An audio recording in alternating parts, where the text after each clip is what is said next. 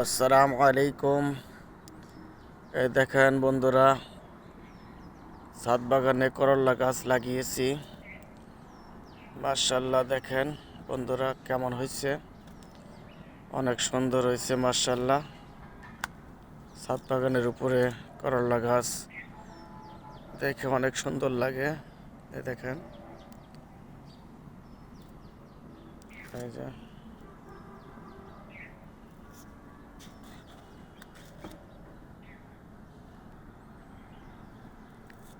এই দেখেন, এই গাছে অনেকগুলাই আসছে করল্লা। এই যে